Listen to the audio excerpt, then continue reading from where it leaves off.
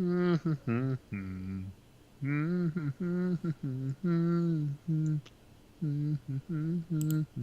everyone, and welcome to Magma Ragers episode 57. We are back this week. Last week was the release of the Witchwood, and we've changed our recording times to Thursdays, so that was exactly when the expansion was released. So we were busy streaming and whatnot, getting our hands on the expansion. So we decided to just save the episode for this week. For now, this is going to be our last episode for a while as well. I'm going away, so our episodes will resume again on the 24th of May. So it's going to be a bit of a break, but you can still, find out. You can still reach out to us on Twitter and whatnot if you have any kind of questions in the meantime about the meta. But for today, we are going to be talking, obviously, some news first up, and then we're going to talk about some of the interesting decks. So we're going to have quite a bit of a dive into some of the different archetypes that we've found quite interesting. We're going to look over our sort of tier lists for what we think where we think the classes rank at the moment. And then we're going to look at some safe crafts in our Magma Ragers tip. And there's no real esports news this week, so we're just looking forward to the first European playoffs on the 5th to the 6th of May for the first HCT playoffs. So let's get into the news, Pandemonia. So first up, Chucky has announced that he's going to be quitting competitive Hearthstone in order to join the Blizzard balance team. I mean, this sounds like a pretty good addition to their balance team, right? Yeah, I mean, Chucky is a well-known, he's been a competitive player for a very long time.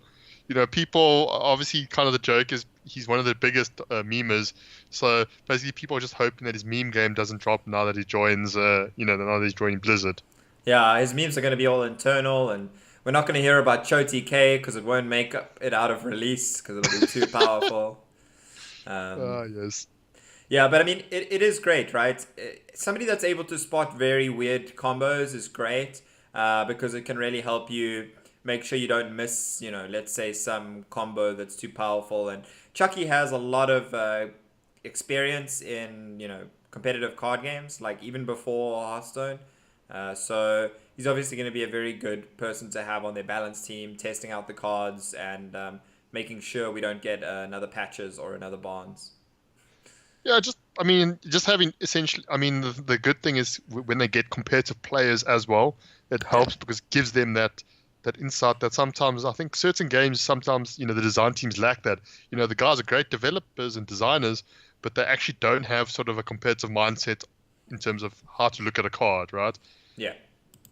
Yeah, I mean it's a pretty common thing within card games to have these kind of pro or ex-pro players now. Moving on to the design team, we've seen it in like Magic and stuff as well. So, congrats to Chucky. Happy for him, and hopefully it'll be good for the future of Hearthstone.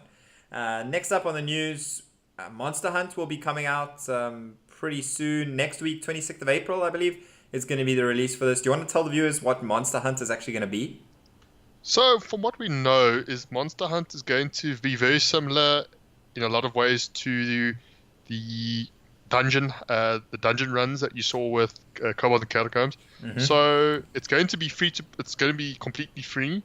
There are going to be 4 different heroes, and each of them, from what information we know, they're all going to be like unique heroes in terms of have different hero powers than from the ones we used to, but they are going to be based on classes that we have already.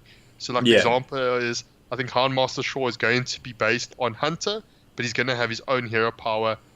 And then the whole thing is you're going to be playing, obviously, against different AI bosses. And then the whole... I'm not sure how it's working, but they say the whole finale is basically you team up with all 4 heroes to beat the witch, which is Hagatha. Yeah, and I think what's quite cool as well is because they've given you a character to play through this time, there's going to be some unique interactions along the way with your character and maybe their nemesis. I think the one they spoke a bit about was Toki. So Toki is also going to be one of the characters you play as. And Toki has like an interaction with herself from the future, as she's traveled back in time to stop herself in the present, which is you. So that's going to be quite interesting. And so, I mean, I'm looking forward to Monster Hunt, definitely. It's definitely going to be, great to kind of, for, let's say, the newer players that might already be getting bored of the expansion if they have a limited collection. It's going to be a good way to keep those players in. And obviously, this kind of content is always great for people that are new to the game as well to try out a lot of things at no expense. So, yeah, looking forward to Monster Hunt, which will be coming out next week. I think you also get a unique skin. I think you get a card back if you beat or Card back. I think that's the reward. I'm not sure if you get any packed rewards or anything. I don't think they've announced anything like that. I don't think so. I don't know if if we'll still have like the dungeon run quest essentially for Monster Hunt. Yeah. That was something that kind of rewarded you with the pack. So, yeah, we'll see. Next up, the kind of big deck that we spoke about this a little bit before the expansion even released, is in our Shaman reviews, and it's a deck that has caused a lot of uproar on Reddit and in the various communities, although that's been dying down a bit recently, and that's a Shadowwalk Shaman. So the problem with this deck is people have kind of found it to be, let's say, uninteractive in a way, because you're just playing Shadowwalk and you kill them basically. You can go back to our card review on Shadowwalk basically in the Shaman thing to kind of see how the combo works. But the point is, your Shadowwalk, you play it, then you're going to get back a 1-mana Shadowwalk, and then on turn 10 you're going to play 10 Shadowwalks. Ideally, let's say you played the Shadowwalk on 9. So the following turn after you play the first Shadowwalk. So point is, it's kind of an OTK deck, and there's been a lot of memes around the kind of... I don't want to say battle cry, because I never really... The entrance shout for the... For Shadowwalk. Claws that... my jaws that bite, my claws that scratch. No, my jaws. Ah, man, yeah. I always... Now I totally forgot it. But point is, a lot of people have been really unhappy with Shadowwalk. I think this is mostly around the animations for the card. It takes so long. Yeah. So that's the just important thing to highlight. People are not actually getting upset because the deck is too powerful. In fact, the deck actually right now has one of the lowest win rates. But it's that animation element of you're basically just watching someone play by themselves basically, and even then they're not even doing anything. They just you just letting the animations resolve. So I mean, I remember that the first day you have turns that last like 5-10 minutes. Yeah, it's pretty ridiculous. I think I only actually really pulled the combo off once, and then I was like, nope, I didn't enjoy sitting. As the person winning, I didn't enjoy sitting and watching the animations. Apparently, the fix for it is if you know that you've played enough to win, or even if you don't, once you've played as many as you can in the turn, you should just like Alt F4 the game and then start it again. And then it'll come back in, and you'll either have won or not won if you didn't pull off enough, if they had like armor or something. And that's a terrible interaction. If the way to skip the battle cry or the way to skip the animations is to just Alt F4 the game. Yeah, I was just saying, if the workaround is Alt F4, that's not good. That's almost like saying, the workaround for this program is to uninstall it, Yeah. So, I mean, the popularity of the decks definitely died down in the weeks since release. I think this is largely due to Shaman not actually having enough control tools to very often get to Shadowwalk. We've seen a lot of other aggro decks being popular, and just a lot of decks that actually can just put on too much pressure for the Shadowwalk deck. Although I think Shadowwalk Shaman could still be kind of a reasonable deck as a tournament tech in like very heavy control metas. People have kind of compared it to Quest Mage mostly. Yeah, exactly. I was about to say Exodia Mage, basically. Yeah, because it has this like infinite damage combo in a way that's really slow. Because the thing is, even against like let's say a shaman a warrior or a druid for that matter with like 60 armor, you can just keep playing Shadowwalks every turn, right? So like even if you don't kill them in one turn, you can play them again the next turn. And there's no reasonable way they're actually going to be able to kill you, because the life drinkers are actually kind of healing you as well as damaging them. So yeah, the real fun is when you have Shadowwalk mirrors. Yeah, but then it's kind of just a race to the Shadowwalk and to kind of put all the pieces together. But I mean that's true for a lot of combo decks. So I mean I think people, Dina Ayala, I think it was, Yeah, said that they were going to be looking at it early this week, and we haven't heard anything from them yet as to what their thoughts are. I think they're definitely going to be a little bit less likely to act now because the popularity of the deck has died down so much. But I yeah. think they might just do something to change the animations ultimately, because as you say, the deck isn't actually that powerful. It's just mostly the animations that have really been annoying people. Yeah. So, I mean, they might just cut out the animations or speed them up or, I don't know. Well, Yeah. because I mean, just reduce the time, the interval, maybe. Yeah. Okay, so moving on to some more powerful decks, and first up we are gonna have Taunt Druid or Hadronox Druid, whatever you want to call it. This is kind of the flavor of the moment right now. Um, it is basically based around having a lot of these taunt minions like Rotten Applebomb, Lich King, Primordial Drake, Ironwood Golem, even Tar Creeper, and then bringing them back with Hadronox.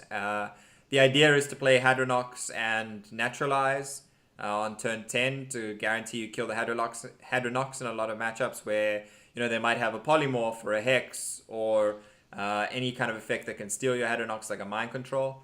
And then once the Hadronox has died once, you bring it back with Witching Hour. And even, you play Witching Hour and Cube on the Hadronox. And then all of a sudden you've got board that is very difficult to deal with. Because in that kind of scenario, if you kill the board, if you like Twisting Netherite, you just get back 2 Hadronoxes. And then when the Hadronoxes die, they just bring back an army of Taunts again. And it's just kind of this like endless cycle of taunts that you have to deal with, and it kind of becomes a lot for any real deck to deal with. It's got a pretty good win rate against decks like Cube Warlock as well. So I mean, Taunt Druid is definitely the kind of flavor of the moment right now. There's even a version, there's an OTK version with Abominations. Oh boy. With Abomination, like it's obviously a little bit different, quite a bit different, but it involves Abominations and Spirit Singer Umbra and what's a Dead Speaker, and it involves like a loop of. Yeah. Okay.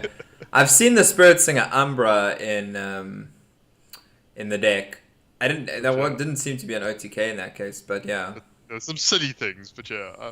I mean, I've faced the deck a few times. I have yet to play it because I still need to craft Hedgeronox. Yeah, I mean, it's definitely been a very popular deck at the moment. It does seem like quite a fun deck. I think the one interesting thing, and in this deck list, we're kind of featuring that, is that the deck has kind of late dropped Ultimate Infestation, which it was running just one copy of to start off with. But there's quite a bit of draw in the deck now. The latest versions include Wrath, which they didn't initially. Ferocious Howl, which is also offering you draw. And then you've still got the Nourishers as well as Master Oakheart, which is kind of effective draw, bringing out Hadronox. Or, if you haven't yet, it could bring out a Golem. And then, of course, you've also got Dragon Catcher in this list, which will bring you out to Primordial Drake. That's your only 2-attack minion. And then Tar Creeper is the only 1-attack. So, with Oaken Summons, you can bring out your Ironwood Golems before, ideally.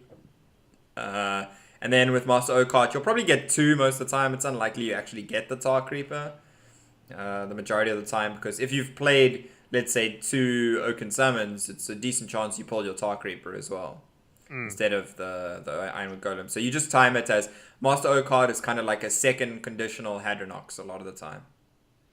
Yeah, and I mean, this card, it includes some cards that you don't see very often or haven't seen for a while, like, Naturalize, which, like you say, it has the sort of the versatility of both activating your own Hadronox in a way, and also, against decks like Q-Block, which I believe this deck kind of, like, it's almost...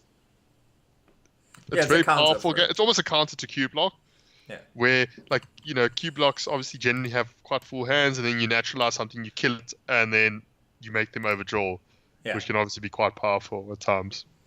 Yeah, so in any kind of fatigue-type matchups, if that is ever relevant and you don't just kill them with all your taunts really quickly, the Naturalize can help force your opponent to be further ahead in the card draw race, and occasionally overdraw them. But mostly it's just a really useful tool in order to activate your Hadronox on the same turn you play it. Because you need to make sure that Hadronox gets into the death pool. And one other thing, some people were playing like Spreading Plagues early in this deck, and that can definitely be an issue. People have even been running cards like Cornered Sentry or Tinkmaster Overspark as a counter, because that kind of puts a beast in the pool for your opponent. Cornered Sentry gives the 3/1/1 beasts, which means that if Yeah. Witching Hour doesn't summon a Hadronox, it like massively reduces the power of the deck. Yeah, because it's switching hour. That's basically, I mean, what's made this deck. Because I'm just looking Yeah, at like it before is. rotation and post rotation. That's the card that's obviously kind of part of why it's so strong now. Is because eventually you can just go 3 mana witchy, 3 mana Yeah. witchy now. Yeah, and you can do that like Witching Hour Cube. That's a pretty scary turn that just brings back the Hadronox, kills it, and Yeah. puts two of them inside a cube. So yeah, I mean, if you can counter that Witching Hour by forcing your opponent to have a bad beast instead, then that can definitely work really well. Um, Oh, what a time to be alive! People running cornered sentries and and things like that. Tinkmasters. I mean, doesn't that make you happy? It Uh, does. but yeah, the other more reliable way to counter it is some decks like Quest Rogue does pretty well, and we've seen quite a rise in Quest Rogue because it does well against both the Cube and Control Warlocks and the Taunt Druid at the moment. So that's also been a deck that's seen quite a bit of a rise. Um, Overall, do you have any tips for playing this deck? I mean, I suppose you said you hadn't really played it much, and Well, I mean, just judging by it, it's all about being skillful enough to have wild growth on two, and then playing lots of taunts, right? yeah, I think very often you don't have wild growth on two in this deck. I think you're always gonna keep wild growth, and you're probably gonna keep like ferocious howl a lot of the time, and Oaken summons is always also something you would keep. Um, I mean, besides that, there's not much. I mean, you might keep nourish with a wild growth, yeah, uh, but I mean, besides that, nearly everything else is probably mulling. yeah. So This is not so much a deck that's about ramp as it is about walls. Uh, yeah, yeah, and I mean, if you look at it, the curve kind of goes from 5 to 8. So that's also quite a big thing. One thing to play around it is just always remember Primordial Drake. In the early days when we weren't seeing this list a lot, I kind of got a little bit blown out by the Primordial Drake sometimes. I was like, why is Primordial Drake in this Druid deck? What is this Druid deck? yeah. So I mean, So obviously, yeah. like most new decks, it initially the reason, partly I think also why it starts off so well is because people don't expect it. And then I think after a while, you might expect the win rates to kind of stabilize a bit and maybe even drop a bit slightly once Yeah. people expect this becomes the expected druid list, and also learn how to play against it properly in terms of, like you say, not being blown out by Primordial Drake, and also not now playing around cards like Ultimate Infestation anymore, right? Yeah. Yeah, so I mean, I definitely think that those kind of things are important. That the deck will probably see a little bit of a drop in win rates, but at the same time, we're seeing the deck optimized a little bit more. So Mm. that kind of helps as well. Next up, we have a different Druid deck, and one that's also pretty good to play, especially when everyone expects you to be Taunt Druid, and then all of a sudden you are in fact Spiteful Druid. This is a deck we kind of also mentioned in our our card reviews when we were talking about Druid. One of the only new cards in this deck is actually just Druid of the Scythe, the 3 mana 2/2 that can either be a 4/2 with Rush or a 2/4 with Taunt. It's Yep. quite versatile. And then, the deck basically is just gone, I'd say almost a little bit more aggressive with the Fungomances and the Leroys. You Yeah. may be on board a little bit more. It's got double mind control tech because of the Paladins, which is a interesting choice. And it sometimes works against the Taunt Druids as well.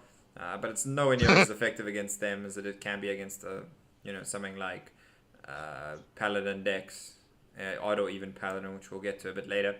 And then, of course, this is the deck where you obviously do have two Ultimate Infestations and that Spiteful Summon, and that's really where the power of the deck comes from, right?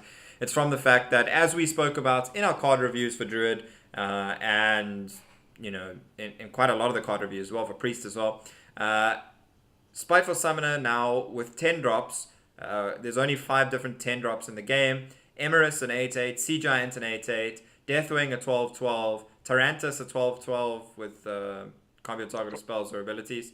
Oh, hero power, sorry. And Ultrasaur, which is a 7/14. So there's a lot of really beefy minions, and Spiteful Summoner in the Druid deck in particular, it's been very powerful. Whereas in Priest, you can still get the 8 drops a lot of the time if you're playing free from Amber. And it'll be actually interesting to see if the Priests drop free from Amber overall. But yeah, I think one of the other reasons that the Druid deck does a lot better than the Priest deck sometimes is Greedy Sprite as well. The ramp can be pretty relevant to get your Spiteful Summoner earlier. Yeah, and even now, like like this list year runs the Crypt Lords, which are actually really powerful against early aggro. Yeah. They're really good against whether it's the even or odd paladins as well as the odd rogues. Just being able to throw a war that, if they don't deal with it very quickly, it just clears all their dudes and is annoying.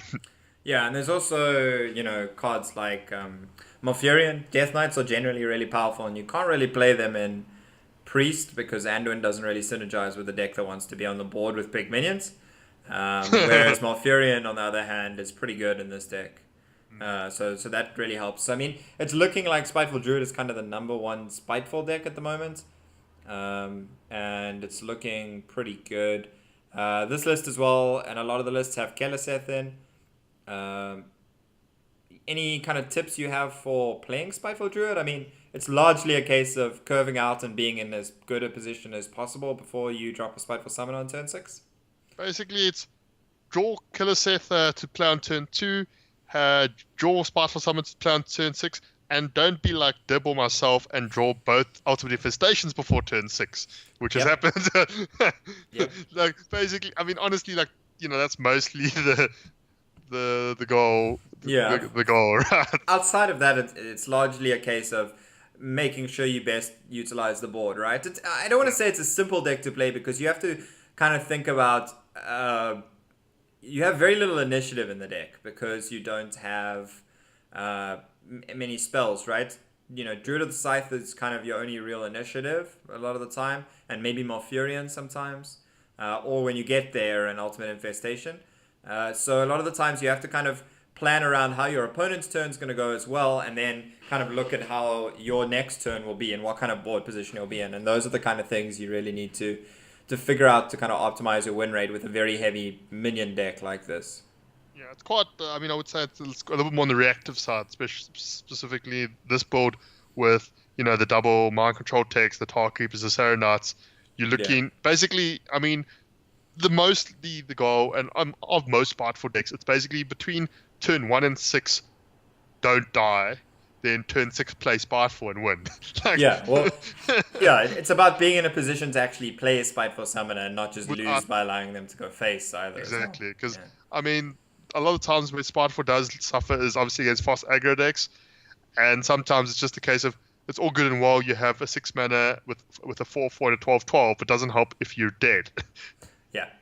Because there's also notably no taunts you can get off the Ultimate Infestation. None of those minions we mentioned have taunt, which is pretty relevant as well.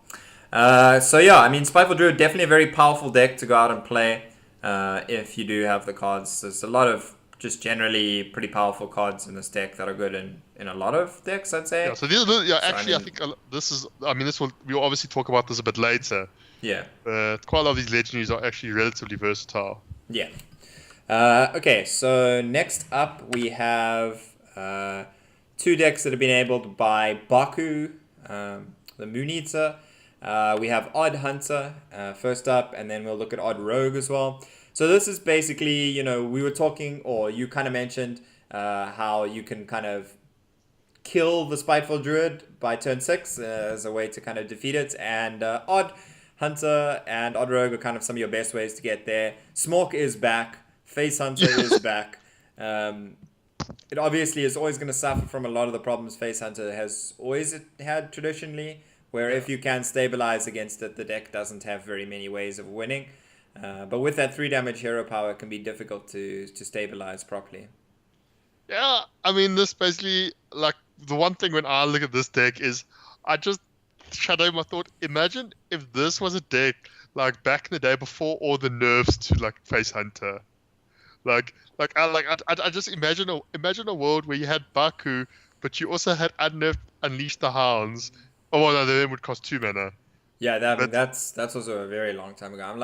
I'm just thinking like Unnerved Lepanome. Lepanome. Yeah. And abusive. Yeah. Like Well, people were joking that the first thing Jucky's going to do is unnerf Lepanome, but... But yeah, so I mean, this is sort of like in a way very reminiscent of this. It has a lot of one drops. Yeah. As you would So expect. because obviously the idea is you're going to be playing a lot of one drops and just a lot of this I think is about optimizing the use of your hero power Yeah. and basically trying to just weave it in, because ultimately if you do the simple math, if you just click your hero power 10 times, you win. If the opponent doesn't heal, like Yeah. that's what the basic maths come down to, right? And then it's a case of when a lot of times the decision making comes down to, if I play this minion, will it do more than 3 damage? Will it be doing more than my hero power would be doing? Now that's kind of always what you got to weigh up with this deck in particular, right? Yeah, definitely. And there's some interesting inclusions in this list as well. Bear Shark, not something that's been all that common, but obviously it's a pretty difficult minion to deal with. So that's pretty powerful for that reason, even though it isn't kind of immediate damage. Then we also have like a Hunter's Mark here alongside the Candle Shot, just a kind of a way of remove taunts that get in your way, especially from something like Taunt Druid can be pretty useful, as well as the double Iron Beak Owl. So lots of ways to kind of get rid of taunts. And then Emerald Reaver, another interesting thing. The kind of symmetrical part of the damage is pretty irrelevant. So most of the time you're just going to be benefiting from the fact that it's doing damage to you and your opponent. I mean, let's say most of the time it's going to get like 3 damage. That's pretty good for 1 mana. Usually in this deck you're used to paying 2 mana for 3 damage. Yeah. But also another interesting inclusion though, particularly, is Blackwall Pixie.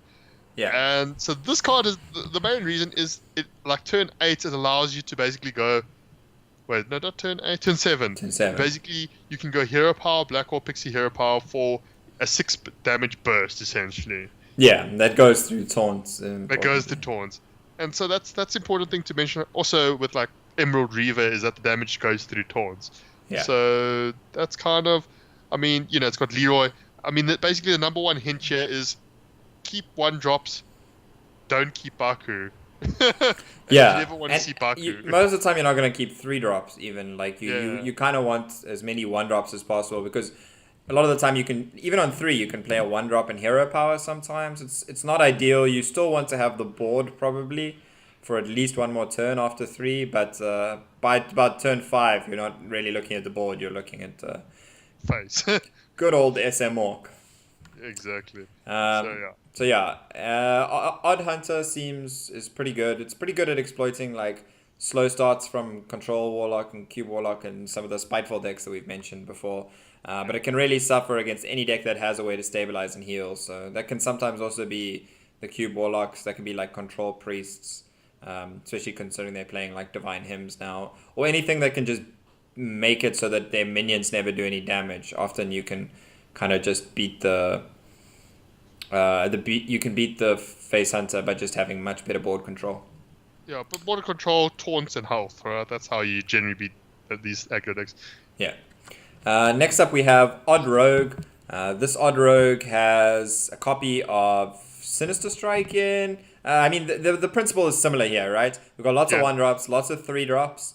In this case, we've also got 2 Vile Spines to go alongside the Leroy as 5 drops, and obviously Baku, hoping to hide in your deck forever. This is a list that's quite teched against what was a pretty heavy Paladin meta when this was first coming up. We have the Cobalt Apprentice, which is an interesting inclusion. It's kind of hopefully guaranteed damage to face if it is guaranteed damage to face if the board is clear. A little bit like Wolf Rider, 3 mana, 3 damage. And then, of course, it can be pretty good at dealing with a wider Paladin board if they're playing like Odd Paladin and they're getting those 2/1/1s. It's also got Fan of Knives, a card that can cycle you towards damage and also kind of keep the board a little bit clearer, especially against Paladin once again. And then, interestingly, it has Head Crack as well, which is some kind of repeatable damage that goes through Taunt, which is quite interesting. But a lot of the time, you're just looking to stick a 1-drop like Argent Squire or Diamol, stick a Cold Blood on it, and hit them up in the face. With Hench Clan Thug obviously being one of the big standouts, that's probably the 1 3-drop you would actually keep. A lot of the other 3-drops you might mulligan. Maybe you keep Cobalt Apprentice a lot of the time. Or some of the time. I mean, the fact that now your hero power is it's 2 mana for a 2/2 weapon.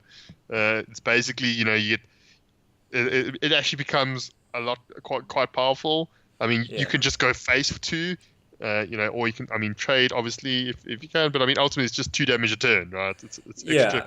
This is definitely a pressure. deck that I feel takes a little bit more use of ball control because that dagger can be used to clear minions as well. Mm, You have a lot less minions in the deck, but you do have some burn spells as well. So, I mean, ideally you want to be able to control the ball a little bit. It depends on the matchups, but once again, as you say, that dagger is very efficient damage. It's kind of 2 mana for 4 damage. And importantly, you also want, and unlike in Hunter where you get away with 1 drop and dagger on 3, sorry, 1 drop and hero power on 3, in Rogue you really want to hit your 3 drops. So you really want to hit Henge Clan Thug and sometimes Cobalt Apprentice as well. yeah. Because you only want to have to dagger up again on maybe 4.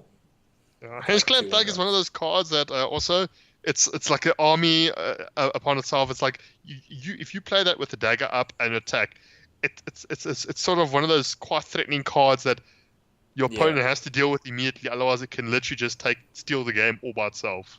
Yeah, and it's very difficult for most decks to deal with Henge Clan Thug.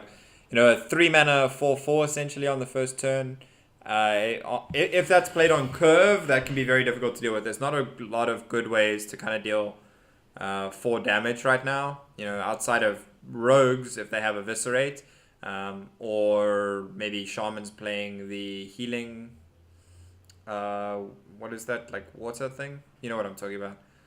It has like a picture of a Murloc. Anyway, it's 4 mana, 4 damage, and then it heals you for 4 as well. Oh, Tidal Surge. Tidal Surge, that's the one. Is that even? Oh, but okay, no one really plays that though. But No, there was playing in some Shadowwork Shamans. But anyway, that's not my point. It's pretty difficult to deal with yeah, Henge it's Clan pretty Thug. So Henge Clan Thug is good at going face and allowing you to live that thug life.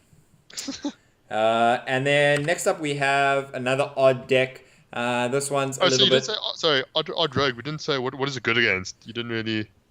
Yeah, I mean, it's kind of... I think it's a lot of the similar matchups. I mean, it's another deck that's good at going face a little. This kind of list is a lot better at like against Paladin, which is a deck that can sometimes beat the Odd Hunter. What else do you think would kind of be the difference between Odd Rogues matchups and something like Odd Hunter? Uh, Odd Hunter, I think, has more reach because it has a lot more things that can go through taunts. You know, the fact that its hero power can go. Whereas, like, from the times I have played a little bit of Odd Rogue, and I've played against it, it feels like it's a lot. It feels, I don't know, like a lot easier to stop it because basically, you know, the more, like if you can just put enough taunts up, because both Odd Hunter and Odd Rogue both have double R, right? Yeah. But besides that, rogues can't really. I mean, outside of the Valsparns, they don't have their hero power doesn't go through taunts. Is Sure. essentially what I'm saying. I think Odd Rogue is pretty favored against Odd Hunter because it can use the dagger to control board as well. Yeah. That can be pretty important. And it also does much better against the Paladin decks overall. I think those are the two kind of better matchups. Otherwise, I think it can be a lot similar. Like, it might be a little bit worse against the Warlock decks. Yeah, because of that hero power. Because it doesn't necessarily have as sticky a board a lot of the time, yeah. But it does have, I mean, this list has like Sinister Strikes and Head Cracks as well to kind of get that face damage in at the end. I mean, you laugh, but it is still like, and Head Crack is repeatable burn. But anyway, most of the time you don't really want repeatable burn because you're going to die if you just try and kill them over a couple turns with burn if you're not doing anything useful at the same time. Anyway, so yeah, I mean, Odd Rogue, kind of a preference as to whether you prefer playing Odd Hunter or Odd Rogue, I think, a lot of the time on ladder. But both decks, I think, are quite powerful at what they do, and definitely looking like the two premium aggro decks of the meta, let's say. Yeah, and definitely, I think decks that, I mean, like, you know, quite effective at, putting up a fight against Cube Lock. Yeah. Yeah, if they can get a good start, they can definitely dismantle a Cube Lock. Next up, we have Odd Paladin. This is another odd deck, but it differs from the Hunter and Rogue in that I wouldn't really say it's as aggressive. The hero power in this case allows you to kind of grind out the board a lot more. You can kind of make sure you set up for a powerful level up. Also, in this case, and what a lot of the decks have been seeing is a return of Stormwind Champion, which I can't even remember the last time that was a relevant card, I and think double honestly, Raid Leader I will in this honestly deck. tell you, I think this is the first time in Hearthstone history where Raid Leader and Stormwind Champion have been like legitimate tier 1 cards. Yeah. Like since I've played Hearthstone, since I've like known any competitive decks, I'm not sure if in like the closed beta and like alpha days if they were, but as long as I've known competitive Hearthstone since the open beta, Stormwind Champion and Raid Leader have never been in competitive decks. Yeah. Raid So I mean, Leader is benefiting well from the fact that there's not that many good 3-cost cards a lot of the time. Like, I'd say if we look at odd and even decks, overall the card quality in even decks seems to be a lot higher, but the hero power buff on the odd decks is pretty powerful as well. yeah, I mean, and the fact that, like you say, this is the kind of deck where you can literally just click the hero power for the first few turns, and you're not super sad. Not to mention, you can just win by that because. Yeah. I mean, like you say, if you just hero power a few times, combine that with Raid Leader, combine that with Fungal Mancer, Level Up, or Storm and Champion, and you just have a threatening board, and Yeah. the fact that the hero power, people always forget the fact that the hero power doesn't use up resources. So, and eventually your opponent has to do something to stop it. Yeah. And Definitely. usually this relies on this obviously usually relies on them using cards or resources, because even a mage can only hero power one of them a turn, right? Yeah. And the other important thing this deck has is a lot of ways to fight against the other two decks we just talked about, the two kind of aggressive decks, because it has a lot of cheap taunts. Stonial Defender, Righteous Protector make it difficult. The hero power is good in that it enables you to trade into the minions in your odd hunters and odd rogues, because they tend to have very minimal amounts of health. You just have to sometimes watch out for that Unleash the Hounds that can get you. And then if you are able to pull a level up against those decks, then they're not getting through your board anymore. And another important thing to note is Stonial Defender is really good to get Sunky Patara, which is an amazing card in this deck, but is unfortunately even costed. And I mean, this version of the list that we're showing here is a lot more of an aggressively tuned list with the Divine Favor and the double raid leaders. It's also got Corridor Creepers, which are able to come out extremely early because of the amount of minions that die when you're just summoning 2/1/1s every turn with your hero power. So yeah, this is a very aggressively tuned list. The list I played a lot immediately kind of after launch was a lot more grindy. I kind of tended to grind out a lot of games, but that kind of strategy really doesn't work very well against in the current meta, I think, against your Taunt Druids and against your control or Q blocks. So I think it might be better for this deck to go with the slightly more aggressive build that it has here. You're basically just always threatening by having lots of dudes on board because of level up in particular. Yeah, you can just win games over anymore. Yeah. So, any kind of tips you would have for anyone playing this deck? I mean, we've kind of mentioned just making as much use of your hero power as possible. Yeah, like I said, a lot of times you can just. It would be quite debatable as to whether it's all the time, but a lot of the times, turn 2, it might just be better to hero power, and then play your 3, like play Stonial Defender much later instead of playing on 3, rather just hero power, and just put more, dudes in play. Yeah.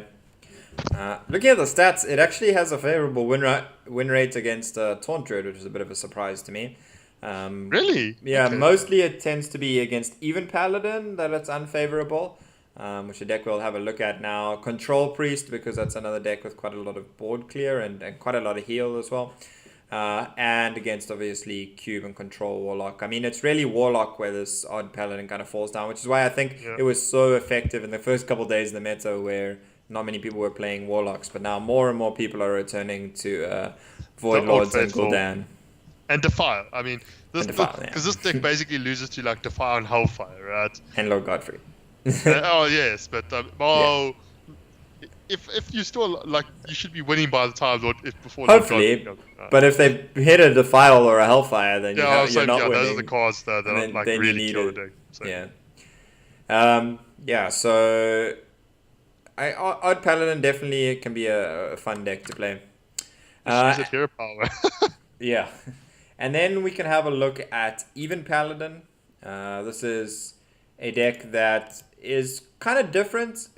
Once again, you always want to make good use of your hero power, but this deck has a lot more value going in towards the late game. It's obviously a deck you can actually put Sunkeeper Taunt in, which is pretty huge. This is kind of the deck that has good Paladin cards in. We have the Call to Arms, as you mentioned. We've got Blessing of Kings, True Silver Champion. These are all Blessing and True Silver are traditionally good Paladin cards. Quality Consecration, traditionally good Paladin cards. And then Call to Arms is objectively the best Paladin card right now. And then you also have Sunkeeper Taunt, and Silver Sword's been a bit of a surprise in this deck. Largely, I think, seeing play because you can't play Vine Cleaver in the deck. Yeah. I mean... I Silver Sword is pretty powerful if you have a board, which it's not easy. Sorry, it's not difficult for you to still have a board with this deck, because you're able to weave in so many hero powers, and you've also got cards like Drygelt's Jailer and stuff that give you. Amani Berserker, which like for me is the standout. Also a card from Classic that has not you don't see very often. Yeah, and it's mostly just in the deck for its 2/3 body, right? And then having that while damaged ability that allows it to kind of sometimes do a little bit more. # not enraged. Yes, not enraged. It's not enraged. It's just slightly annoyed.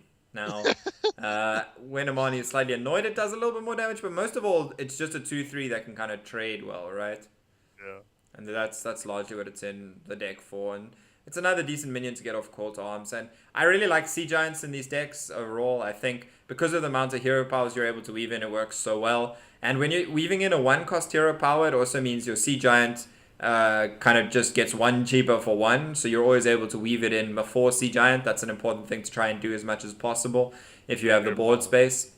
Not hero power. I mean, make sure you actually use it before you Sea Giant to make sure you get that extra 1 minion. Same is true for Crystal Lion. You want to kind of hero power often. Other than that, there's quite a lot of decent power turns in the deck, and Gen is not as bad a card to draw as Baku. 6 and 6/5 is tolerable. Reasonable, is not totally terrible. Yeah. So I think even Paladin recently has had more of a success for me than Odd Paladin. It's a deck that kind of does pretty well against a lot of the board. A lot of the popular decks right now, it does well against the Druid decks, pretty much all of them. Once again, it can be a little bit iffy against Warlock, because it is kind of that board-centric. Public enemy number 1, right? I'm not 100% sure it is, but it's close to. And against Paladins pretty much just generally struggle with Warlock, because Paladins want to flood the board repeatedly, and Warlock has the ability to clear the board repeatedly. And ultimately, when you then put a Void Lord in the way, you can just win. But you do have double equality and Sunkeeper Taunt that can help you against that as well. So I think, even Paladin is slightly better than Odd Paladin against Warlock, if you kind of had to choose. And then it's also just kind of weak to Control Priest. It's another just bad matchup for it. But overall, it's got pretty good matchups. According to Aegis Replay, it's the number 1 tier 1 deck at the moment. I think a little bit underrepresented because it saw a lot of play in the early couple days and then hasn't been as popular anymore. Whilst decks like Taunt, Druid and that have been seeing a lot of play. So, I definitely think even Druid is a pretty powerful deck. Yeah, I mean, I think I for one underestimate the power of being able to play 2 mana to get 2 1/1s every turn. That's for Odd, but yeah. Yeah, for Odd. And yeah. I mean, I think overall, maybe we did it kind of underestimate the hero powers and being able to have access to them from the beginning. That's, the upgraded or reduced cost hero power. We've only ever usually seen these effects later into the game where they can be a lot less influential. So I think overall, we're probably a little bit underrated, even in Odd decks, as it's kind of turning out now. But now we're getting more of the powerful non-even and Odd decks, right? So I think in the beginning, these even and odd decks have also been pretty easy to build because of the limited number of cards in standard right now. And I mean, ultimately, the big surprise has been that a lot of the cards we've considered core have been able to be dropped, right? Like you can play Odd Paladin and it doesn't have Call to Arms and Sankipatarum, which are definitely two of the best cards in Paladin. Like some of those, I still kind of have to wrap my head around, right? Like if I want to build a deck, luckily now Hearthstone, like if you include Gen or Baku, it automatically says, do you want to filter to only odd cards? Yeah, because I would very easily go, I'm building an Odd Paladin, and then like go, I want to put in Call to Arms. Yeah.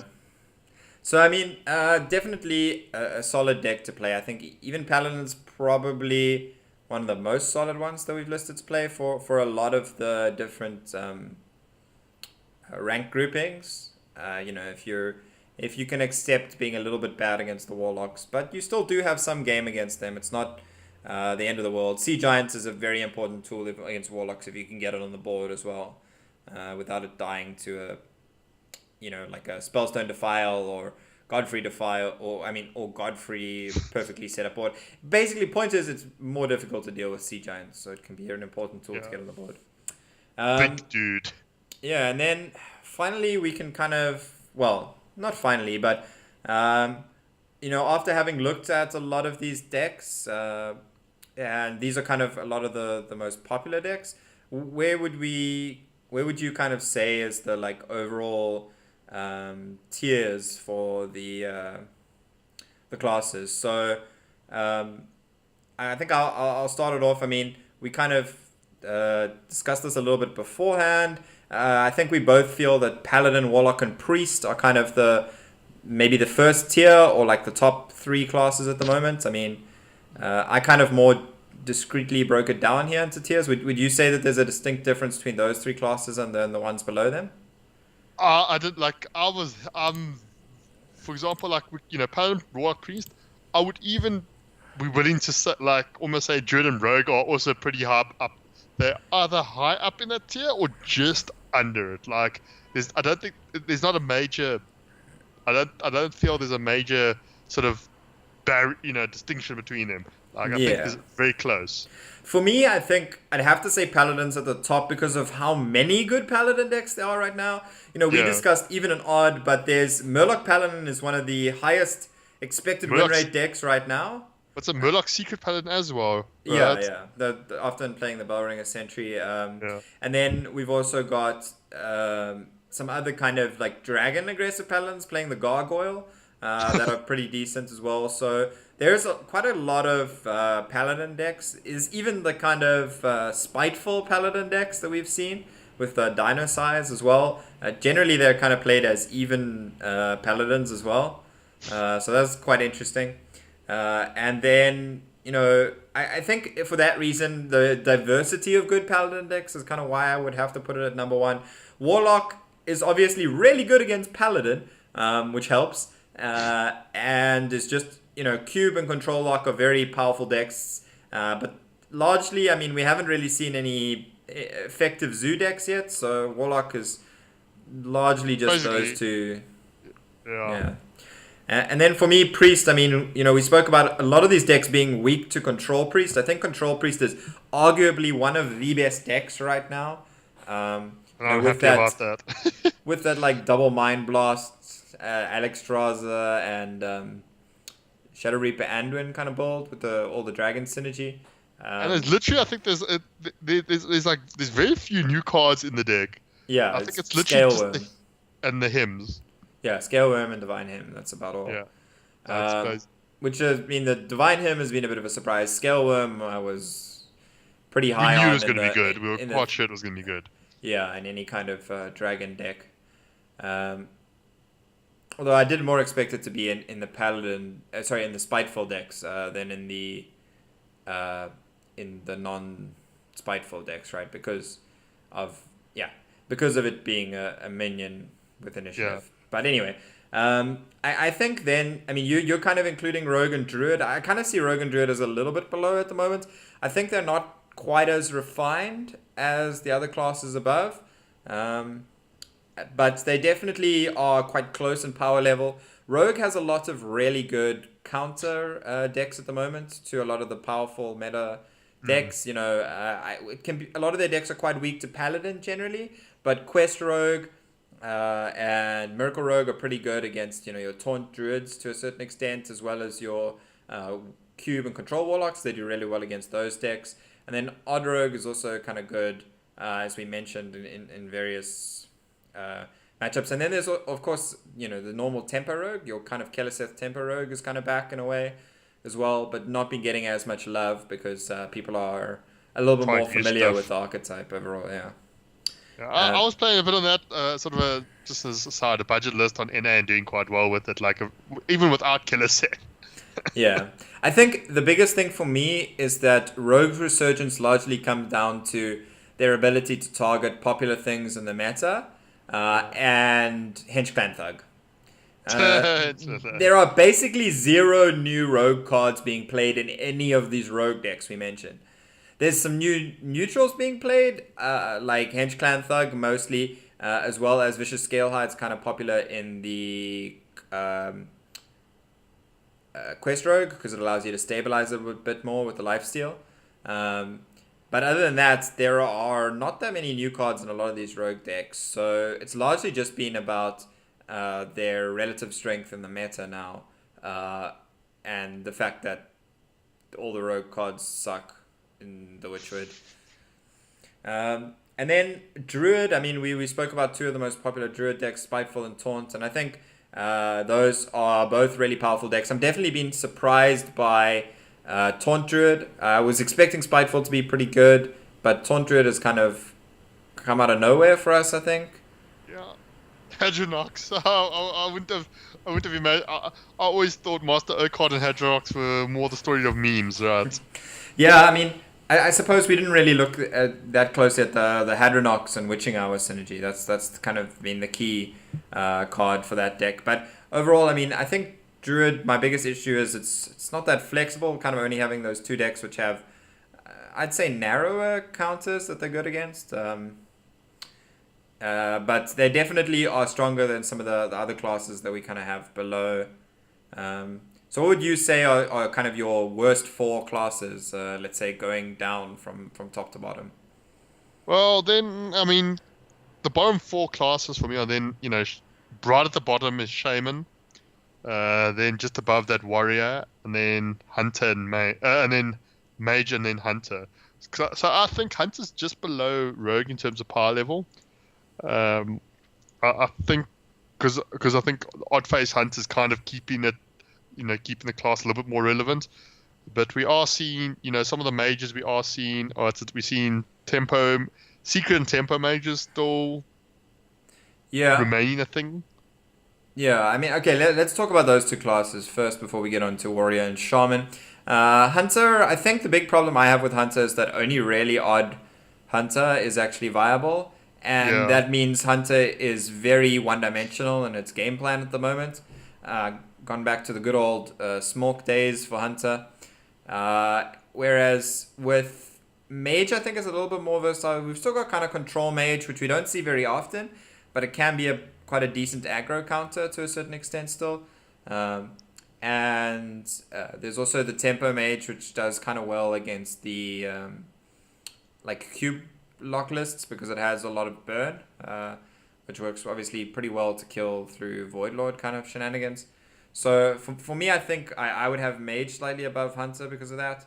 We have seen a little bit of experimentation with like Spell Hunter decks and Secret Hunter decks, even some mid-range Katharina Hunter decks where they were just playing. I think I saw a list from Gara that was just playing Witchwood Grizzly and Savannah Highmane alongside Katharina, which means Katharina, he was arguing, is the most powerful 8-drop in the game, saying it's better than Tyrion if you play it on 8 when you only have those 2 cards in your deck, which is maybe, you know, correct. I mean, you're pulling out a 3/12 Taunt or a 6/5 with that powerful Death Rattle. It can be pretty good. Yeah, it's a more conditional, but yeah, I mean...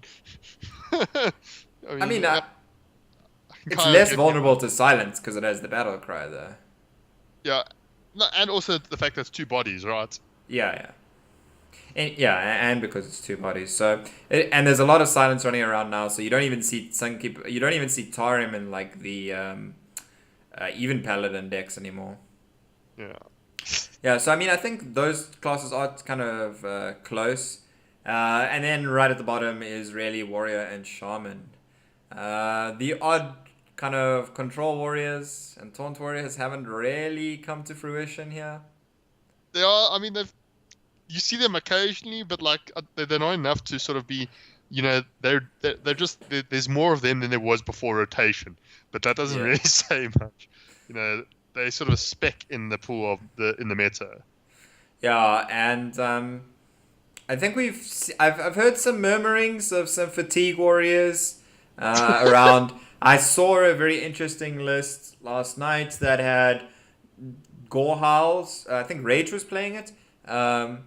You basically, with the Dead Man's Hand, you shuffle in Gore Howls for your Deadly Arsenal, and you just fatigue them by playing Deadly Arsenals a lot. He was kind of using it to beat Taunt Druid and then ended up losing because he drew his Gore Howl immediately after shuffling when he needed to Deadly Arsenal the next turn. So yeah, that's an interesting deck. And there might be some murmurings of some kind of fatigue warrior decks coming around, but it's Shaman that really is left with very little at the moment. Elemental Shaman has struggled to take off, and we're pretty much just left with Shadowhawk Shaman, which, we were saying has its niche applications, but largely isn't that powerful. And people have been struggling. They've tried even Shaman that I've seen. That's really not worked, even though the eel is pretty powerful.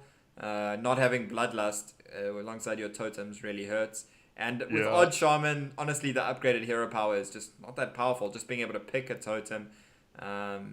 It isn't as good as getting multiple bodies on the board. Yeah, or more damage. Yeah. So I think, do you see any hope for Shaman, or do you think it's going to be lingering there until the next expansion? I think Shaman does. I just feel the most potential is probably the elemental route, right? Like that's where I think Shaman has the most power. So we'll see. I mean, the Shadowwork combo, obviously it took everyone by storm. Hasn't really delivered to the hype, I don't think. Yeah. But who knows? Maybe there's a better way to build the deck that it becomes good, right? Yeah, I think we'll definitely see some tournaments where there will be Shaman present. It won't quite be like towards we've seen before in some metas where not all 9 classes are represented. I think we could see some tournaments where 9 classes are represented, but I don't know how many Shadowhawks are going to be making top 8s and top 16s unless the meta is very, very heavy control. We've seen, even from the decks we've looked at, that there's definitely a wide kind of diversity of decks to play right now. It's not just a lot of control decks. There's aggro decks, control decks, and all the other weird in-between stuff, like even Paladin, which where you draw the line for mid-range anymore is a whole different story. I don't even want to call what mid-range is. Yeah, that is definitely a debate for another day. So, I mean, I think, that's looking at how the classes are sitting overall at the moment. And that leaves us with just our tip to do for this week. So, having looked at a lot of these decks, our tip is going to be based on some safe crafts. We've given you lots of different deck ideas to go off and try here. But for a lot of players, they're not going to have access to, a lot of these legendaries in particular, and even some of the epics. So, from the Witchwood, what do you really think is kind of the safe crafts that we've seen so far? So, I mean, when I was looking at like the various legendaries and epics I've seen play from Witchwood, there's actually not that many, and the only one that really sort of jumps to front, and we've talked about it actually quite a bit this earlier, is Baku. Yeah. None of the other legendaries have really made that, or from Witchwood, have made such a massive impact on the meta as Baku has. I mean, you could maybe argue a little bit for Gen, but there are quite a lot fewer even decks than there are odd decks. Yeah, you would hope that the even and odd decks will also get better as we get more cards throughout the year. Getting more options. So they should be safe crafts going forward as well, which will hopefully mean that even Gen as well will be will be good in the future as well. But yeah, for now, I'd have to say Baku stands out to me above Gen as a craft because, I mean, we mentioned just 3 decks already, and then, that wasn't even going into odd, Taunt Warrior if you want to play that, and I've even seen some people playing Odd Priest, although I'm not a fan of that one. So, there's at least 4 different decks, Hunter, Rogue, Paladin, and Warrior that you can all play that are pretty solid with Baku. Yeah. I mean, that's not the 18 promised decks, though. That's not part 18 yet, but, Yeah. I think, we'll probably get closer there as more cards are released. Yeah, I think, we've got 1 good even deck, really, and that's Paladin. So we got 5 archetypes, realistically, coming out of the even and odd thing. Ironically, I don't think any of them are playing even or odd payoff cards, by the way. There's not a single even or odd payoff card that's been relevant. I think they debated us with the classes that got even and odd relevant cards like Druid and Hunter and Priest, where we haven't seen anything. And Mage. Mage is probably the only one where Black Cat has seen some play. But I saw some people try and even Shaman, but I know how that worked out. No, it didn't go well, as we kind of mentioned. Because I mean, that was basically also one of the classes where the payoff card did kind of jump to you, as being quite strong if you could get it to work. Yeah. So I mean, that's quite interesting that none of the payoff cards have actually been any good. And then I think, honestly, although it's not the most exciting advice to give, I think there's a lot of legendaries that have been around for a little bit of time. Going from all the way back in Classic for legendaries and epics. I mean, Leroy is kind of one of the standouts. If you're crafting Baku, Leroy is good in almost every Baku deck. Even Odd Paladin, I would argue, it can be good in. So I think Leroy is a very solid craft if you don't have it. Not the most exciting craft in the world to be crafting a classic card, but definitely something you want to have in your collection. Yeah, and then I mean just a couple other cards that we see more play now, and will at least for the next year or two be very relevant, even though they're not from Witchwood. I mean the Lich King. I mean I think we said previously. And then great in a lot of even decks as well, even though I mean we're not seeing it in the even decks now, mostly in Taunt Druid and Spiteful decks. It's kind of. And then Spiteful Summoner and Court to Arms. Spiteful Summoner, naturally, there's quite a few viable classes for it still. Yeah. And it's a card that's just really powerful in any class. It has expensive spells. So at the moment the most popular are Spiteful Druid and Spiteful Priest. So I think that's a pretty safe craft as well. And then obviously if you like Paladin, Call to Arms. Yeah, I mean Call to Arms is the only class card on this list, and that's just because it is such a powerful class card, and it's a nice craft because unlike let's say crafting Void Lords where you need a lot of stuff to go with that, Gul'dan, Skull of the Minority, Call to Arms will be in standard longer than that. Oh no, it'll be in standard equally as long as that deck. Sorry, because everything for but it doesn't need as much to work around. But yeah, you can put in. Yeah. Call to Arms, it's just very powerful because you, as you said, you don't need as much else to kind of make it work, right? It's just you just build it with good 2-drops and any good Paladin shell it can probably improve, to be quite honest. Yeah, I mean, and a lot of the good, decent 2-drops are commons or rares. Knife Jugglers, Loot Hoarders, Direwolf Alphas. A lot of them are relatively inexpensive. Armani Berserker for that classic. Oh yes, yeah. Who can forget? Yeah.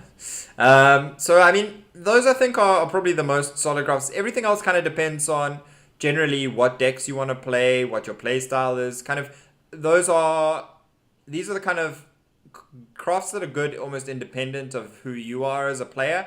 I think the rest of them you want to kind of look at what you want to play and then kind of what you want to craft and look to see if those decks are actually any good, and don't just craft the Hadronoxes immediately as they come into the meta. You kind of want to wait a little bit of time to see how they settle, because sometimes you can craft like a fringe epic or rare that's in the deck, like let's say Dragon Hatcher and some of the Hadronox Druid lists, right?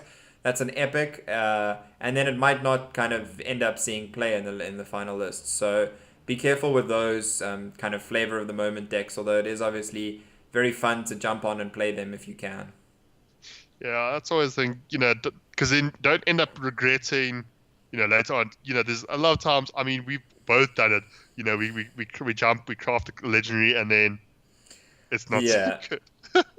I mean, this expansion, I crafted the quest for Druid because I've been sick of not being able to play those decks. Because I enjoy that kind of combo playstyle, and I crafted Grumble. So the only two things I've crafted are not from this expansion. Oh, and I crafted Baku, I think. Um, but yeah, I mean, those two cards. Grumble thing is a little bit like that was just for Shadowwalk Shaman, pretty much. Um, but that's fine. Yeah. I'm in a slightly different position where I can kind of afford to get away with it, and I think Grumble will be okay. But Yeah. I wouldn't suggest crafting it, that's for sure. And I mean, in previous expansion, Kobolds and Catacombs, I crafted Rin really early, and I thought that was going to be a mistake, but that turned out okay. Yeah, Um, yeah. Ah, that did turn out okay. yeah. So, yeah, we'll see. We'll definitely kind of keep you updated if we think there's any other cards from the expansion that are looking like safe crafts. But we're only really going to look at, epics and legendaries, because those are obviously the more dust expensive ones. So that's all we're going to have until the 24th of May. That's when we will be back after I come back from DreamHack Tours. Kind of, in the esports segment, will I be able to have a live report? Well, not live, but have a in-person report back, if that makes sense, from DreamHack Tours. So that'll be kind of fun. Um, and until then, you can find us on social media. You can find Pandemonia at PandemoniaZA. You can find myself at dib_gaming. And you can also like and comment on our YouTube video.